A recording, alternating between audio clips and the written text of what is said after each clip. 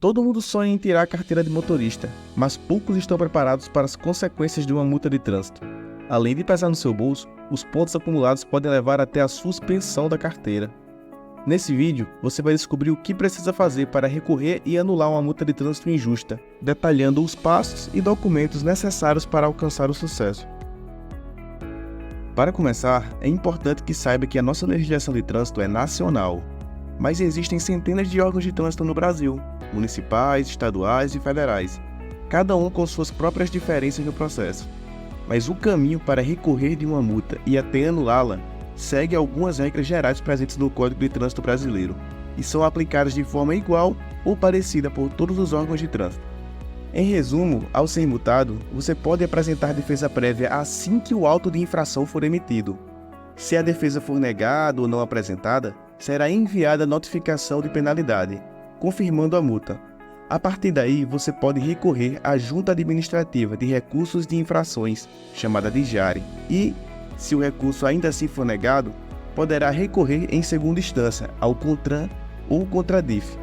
Agora vamos apresentar esse processo em detalhes. Tudo se inicia com o suposto cometimento de uma infração de trânsito, onde será emitido um auto de infração.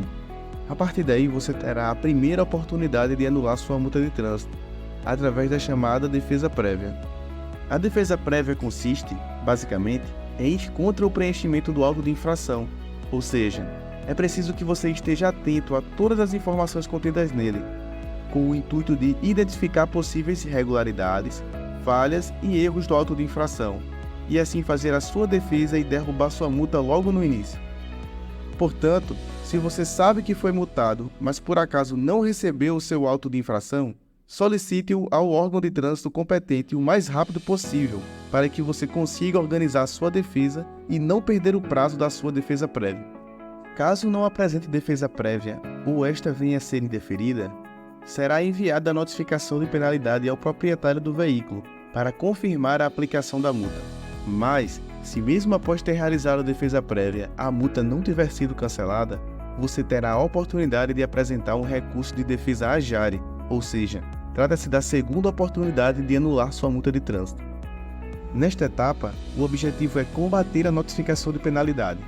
Aqui você pode repetir tudo aquilo que falou no ato da defesa prévia e usar alguns argumentos a mais, como por exemplo, que houve violação ao princípio da motivação, ou seja, o julgador teve acesso às razões apresentadas na defesa inicial e não foi capaz de contestá-las com nenhum argumento plausível.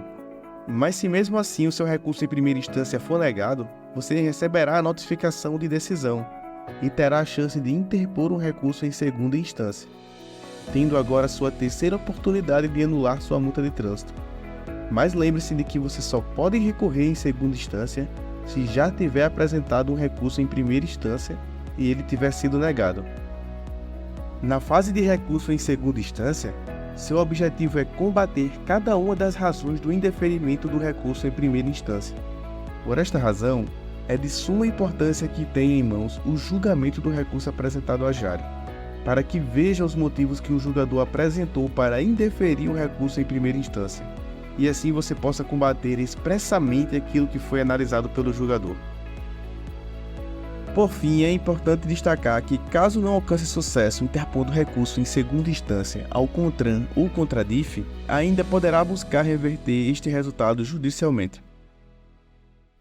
Agora que você entende a principal razão pela qual a maioria das pessoas falham ao recorrer de uma multa de trânsito, o desconhecimento das regras processuais, é essencial conhecer também outros erros comuns que podem prejudicar suas chances de sucesso. Descubra como evitar esses equívocos e aprenda a se defender de forma correta e eficaz. Grande parte das pessoas falham por protocolar a defesa no lugar errado. Às vezes a multa é da PRF e o sujeito protocola no DETRAN ou no DENIT. Em uma situação como essa, é fato que você vai perder, pois de forma alguma eles encaminham para o órgão correto. Logo, não se engane, os órgãos de trânsito não trabalham em conjunto. O segundo erro bastante comum é não provar nada. Isso ocorre quando chega a oportunidade de defesa e o indivíduo se limita a argumentos vazios, que nunca foi multado, que sempre foi um bom motorista ou que a multa é um absurdo. Portanto, não seja motivo de piada. a Jari não vai anular a sua multa se você não provar claramente que houve alguma nulidade. Outro erro crasso é não saber escrever. Aqui não se trata de ser alfabetizado ou não, mas sim sobre escrever um texto jurídico concatenando ideias. Caso não escreva de forma ideal, recorrer pode significar perder tempo. Assim, caso não saiba escrever um texto jurídico, é melhor que contrate um profissional para te auxiliar na defesa. Também é bastante comum que pessoas, mesmo com a razão, falharem ao recorrer de uma multa de trânsito por não saberem pedir, devido à falta de conhecimento. Isso ocorre quando você percebe uma nulidade no processo, ou seja, um erro, mas não sabe como pedir. Logo, mesmo que tenha razão, sua defesa prévia ou recurso serão indeferidos. Um exemplo prático seria alegar simplesmente que o auto de infração de trânsito é nulo, ou que a multa é nula, mas não especificar claramente qual a nulidade, não apontar qual o erro e explicar por que aquilo é uma nulidade de acordo com a lei.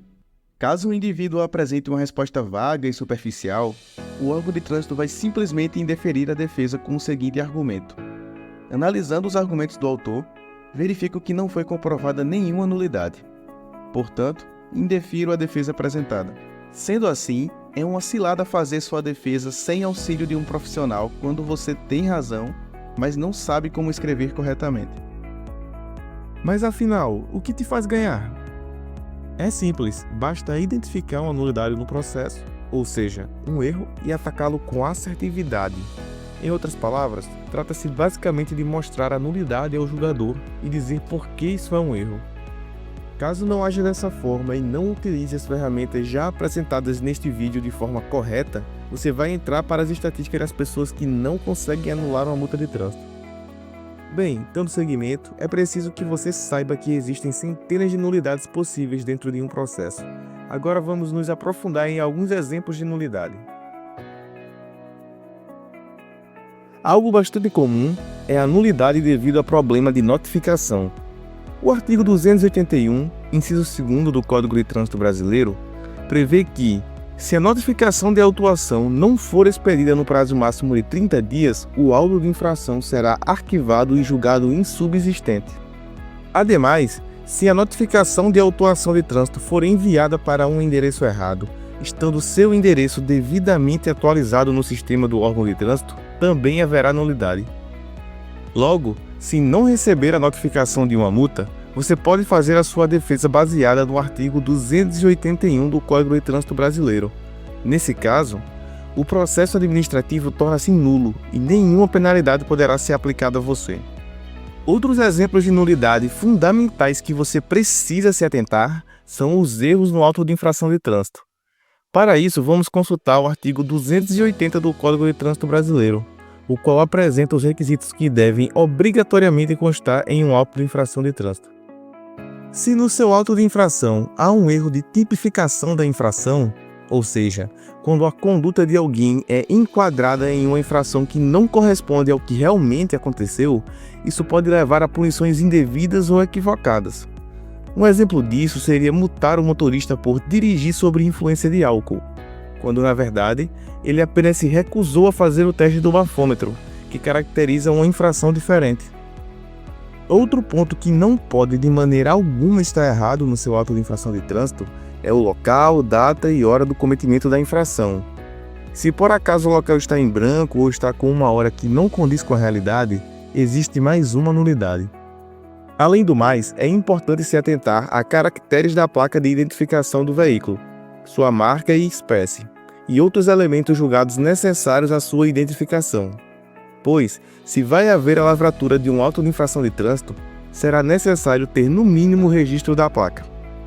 Aqui você precisa ter atenção com placa clonada, para evitar multas indevidas, complicações jurídicas e erros na identificação do veículo. O que eu estou explicando para vocês é o básico do básico de um recurso de multa.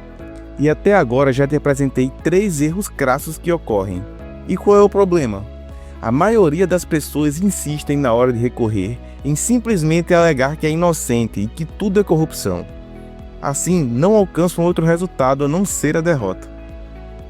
Você pode ignorar o inciso 4º, pois o prontuário do condutor não vai estar disponível para o agente de trânsito na hora da abordagem, da fiscalização ou da lavratura do auto de infração de trânsito. e esta ausência não causa dano nenhum, pois o prontuário já consta no sistema do órgão de trânsito. Vamos ao inciso 5º.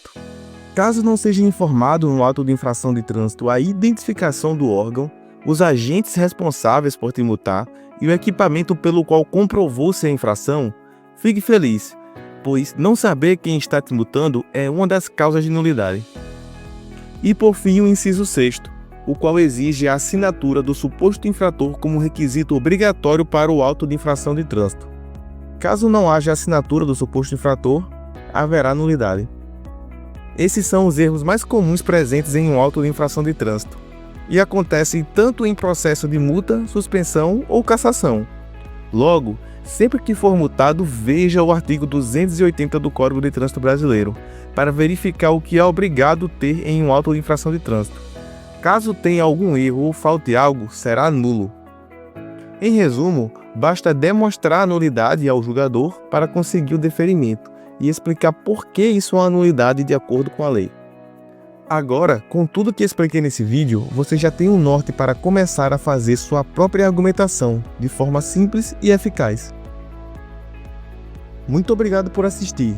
Deixe seu like e se inscreva no canal para continuar aprendendo sobre seus direitos de forma direta e animada. Nos vemos no próximo vídeo.